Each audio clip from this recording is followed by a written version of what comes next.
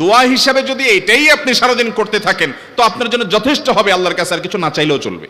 আমার জীবনে বহুবার এমন হয়েছে, বহুবার এমন এমন বিপদ যে দেয়ালে পিঠ ঠেকে গেছে, এখান থেকে উদ্ধারের কোনো পথ আর চোখের সামনে দেখা যাচ্ছে না। আমি এই আমলটি প্রতি নিঃশ্বাসে নিঃশ্বাসে বাস কন্টিনিউয়াসলি করে গেছি, এমন ভাবে অলৌকিক ভাবে উদ্ধার করেছেন যে আমার কল্পনায়ও আসে না যে এখান থেকে এভাবে হেল্প হতে পারে।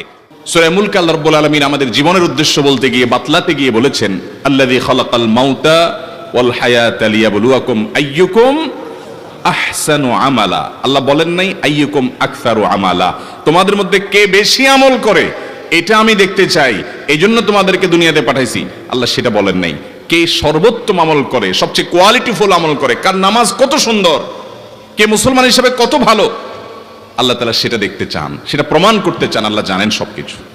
মোহতারাম হাজিরিন, আমাদের আমলের কোয়ালিটি আল্লাহ তাআলা চান, কোয়ান্টিটি মুখ্য না। সব সময় বেশিরভাগ ক্ষেত্রে কোয়ালিটি হলো মূল, কিন্তু একটা আমল আছে যে আমলটার কোয়ালিটি তো ভালো হতেই হবে সব আমলের মতো, পাশাপাশি কোয়ান্টিটিটাও আল্লাহ তাআলা চান বান্দা বেশি পরিমাণে করুক।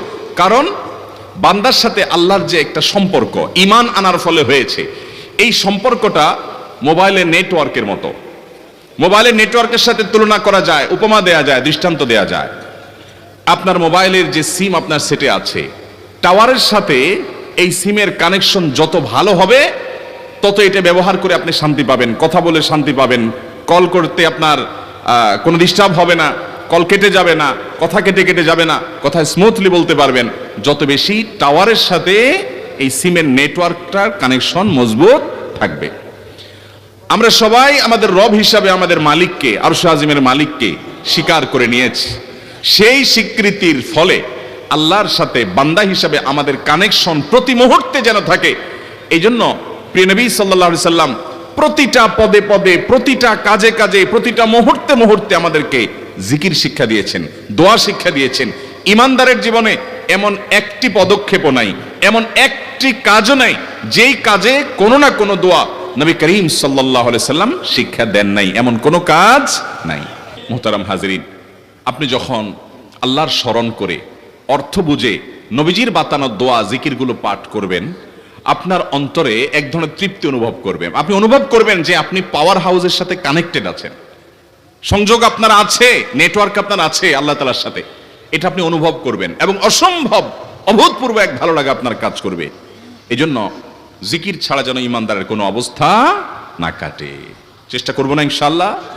জিকির বলতে আমরা বুঝি কিছু মানুষ একত্র হয়ে সবাই মিলে সুরে সুর মিলিয়ে তালে তাল মিলিয়ে শুধুমাত্র কিছু বাক্য উচ্চারণ করা, এটার নাম আমরা জিকির মনে করি।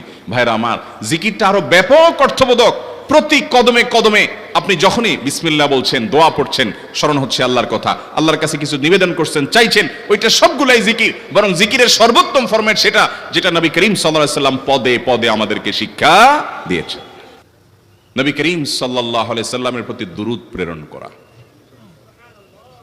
নবীজি সাল্লাল্লাহু আলাইহি সাল্লামের প্রতি দুরূদ প্রেরণ করার আমল এরকম আমল, আপনি যদি সারা দিনে শুধুমাত্র নবীজির প্রতি দুরূদ প্রেরণ করার আমলটাই জিকির হিসাবে সবচেয়ে বেশি করেন, দোয়া হিসাবে যদি এটাই আপনি সারাদিন করতে থাকেন তো আপনার জন্য যথেষ্ট হবে, আল্লাহর কাছে আর কিছু না চাইলেও চলবে। আর কিছু না চাইলেও চলবে। দুরূদ মানে হলো নবীজির জন্য দোয়া করা। ভাই, আল্লাহ তার হাবিবকে রহম করবেন, আপনার আমার দোয়ার দিকে আল্লাহর তাকানোর কোনো ঠেকা আছে? নবীজিকে আমাদের দোয়ার কোনো মুখাপেক্ষী? কিন্তু আমরা তার জন্য দোয়া করলে ওই চান্সে আল্লাহ তাআলা আমাদের প্রতি অনুগ্রহ করবেন। একবার না, আপনি নবীজির প্রতি একবার রহমতের দোয়া করবেন, একবার দুরূদ পাঠ করবেন। মান সাল্লা আলাইয়া মাররাতান সাল্লাল্লাহু আলাইহি আশরা। নবীজি সাল্লাল্লাহু আলাইহি সাল্লাম বলেছেন, একবার আমার জন্য তোমরা দোয়া করলে, আমার প্রতি দুরূদ পাঠ করলে, আল্লাহ তাআলা তোমাদের জীবনে 10 বার 10 জায়গায় 10 টাইমস তোমাদের উপর আল্লাহ তাআলা অনুগ্রহ করবেন। আপনি টেরও পাবেন না কত জায়গায় আল্লাহ অনুগ্রহ করেছেন, আল্লাহ বাঁচাই দিয়েছেন, একটুর জন্য শেষ হয়ে যান নাই। ওই যে দুরূদ পড়ছেন, আল্লাহ তাআলা রক্ষা করছে, আপনি খবরও নাই। আল্লাহ তাআলা আপনার প্রতি বিশাল একটা দান করছে, আপনি লক্ষ্য করেন নাই। ওই যে দুরূদ পড়ছেন একবার, 10 বার রহমত হবে। এভাবে যত দুরূদ পড়বে সে তত রহমত এবং অনুগ্রহ পাবে।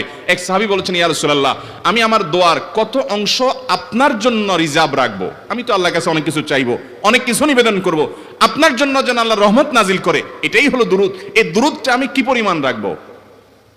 4 ভাগের 1 ভাগ, 3 ভাগের 1 ভাগ, অর্ধেক, এরপরে সাহেব বলছেন আসলে যদি সবগুলোই করি, উনি এক একটা পার্সেন্টেজ বলছেন, আর নবী করিম সাল্লাল্লাহু আলাইহি ওয়াসাল্লাম বলছেন যে তাকে বুঝাচ্ছেন যে আরো বেশি করতে পারলে ভালো হয়। তো সাহাবী বাড়াইতে বাড়াইতে শেষ পর্যন্ত বলেন যে আমার দোয়া যদি সবগুলো আপনার জন্য করি, আমি যদি আর কোনো দোয়া না করি শুধু আপনার জন্যই দোয়া করি, নবী করিম সাল্লাল্লাহু আলাইহি ওয়াসাল্লাম তাকে সুসংবাদ দিলেন যে তাহলে তোমার আর কোনো সমস্যা থাকবে না, সব সমস্যা দূর হয়ে যাবে, তোমার কোনো পেরেশানি থাকবে না। ভাইরা আমার, দুরুদের আমল এমন একটা আমল যে আপনার জীবনে কোনো বিপদ, কোনো মুসিবত, কোনো পেরেশানি, কোনো সমস্যা দেখা দিয়েছে, আপনি যদি দুরুদ পড়তে থাকেন, কোনো কিছু মনে আসছে না, অনেক সময় ছাত্র জিজ্ঞেস করে ভাই পরীক্ষার হলে পড়া ভুলে গেছি কি করবো, আমি দুরুদ পড়া শুরু করেন। আরবদেরকে দেখা যায় কোনো কিছু ভুলে গেলে তারা বলে আল্লাহুম্মা সাল্লি আলা মুহাম্মদ, আল্লাহুম্মা সাল্লি আলা মুহাম্মদ, এটা শুরু করে তারা। কারণ নবী করিম সাল্লাল্লাহু আলাইহি সাল্লাম এর হাদিস থেকে স্পষ্টভাবে, একটি নয় বহু হাদিস থেকে প্রমাণিত, যে ব্যক্তি দুরুদটা নিয়মিত পাঠ করবে, সালাত আলা নবীটাকে যে ব্যক্তি আঁকড়ে ধরবে, সব সময় তার মুখ থেকে সালাত সালাত সালাম চলতে থাকে, এই ব্যক্তির সকল গুনাহ আল্লাহ মাফ করে দিবেন, সকল পেরেশানি আল্লাহ তাআলা মুক্ত করে দিবেন। ভাইরা আমার, দুরুদের আমলটা এত গুরুত্বপূর্ণ আমল, এটা আমরা করি এখন। অনেকে আছেন যে আনুষ্ঠানিকতা যখন থাকে দুরুদের, মিলাদের, তখন একটু সালাত আলা নবী যেভাবে করেন, আর বাকি অনেকে আছেন যেগুলো করারও কোনো খোঁজ খবর নাই। দুরুদ বেশি বেশি করে পাঠ করবো তো ইনশাআল্লাহ। সবচেয়ে শ্রেষ্ঠ দুরুদ, সবচেয়ে উত্তম দুরুদ হলো দুরুদ ইব্রাহিম, যেটা নামাজে পড়েন। আর সবচেয়ে সংক্ষিপ্ত দুরুদ হলো সাল্লাল্লাহু আলাইহি ওয়াসাল্লাম। এছাড়া নবীজির প্রতি দোয়ামূলক যে কোনো দুরুদই আল্লাহর কাছে গ্রহণযোগ্য হতে পারে, যদি দুরুদের অর্থের মধ্যে, কথা বলার মধ্যে খারাপ কিছু না থাকে। দুরুদের নামে অনেকগুলো দুরুদ প্রচলিত আছে বিভিন্ন বই পুস্তকে, অমুক দুরুদ পড়লে অমুক এত নেকি হয়, বা অমুক দুরুদ পড়লে এতবার পড়লে ওই বিপদ দূর হয়। এগুলো কোনো হাদিস নির্দেশিত না, এগুলো হয়তো কারো তাজরিবা, অভিজ্ঞতা নির্ভর। কিন্তু হাদিস নির্দেশিত দুরুদ হলো দুরুদ ইব্রাহিম, আর সবচেয়ে সংক্ষিপ্ত দুরুদ হলো সাল্লাল্লাহু আলাইহি সাল্লাম। অর্থের ভিতরে যদি খারাপ কিছু, শিরকের কিছু না থাকে, নবীকে আবার আল্লাহর পর্যায়ে পৌঁছানোর মতো গোমরাহি যদি না থাকে দুরুদের অর্থের মধ্যে, তাহলে যে কোনো দুরুদই আপনি আল্লাহর কাছে পেশ করতে পারেন। আমার জীবনে বহুবার এমন হয়েছে, বহুবার এমন এমন বিপদ যে দেয়ালে পিঠ ঠেকে গেছে, এখান থেকে উদ্ধারের কোনো পথ আর চোখের সামনে দেখা যাচ্ছে না। আমি এই আমলটি কন্টিনিউয়াসলি করে গেছি, হরদম প্রতি নিঃশ্বাসে নিঃশ্বাসে, বাস টয়লেটের টাইম বাদে বাকি ফুল টাইম।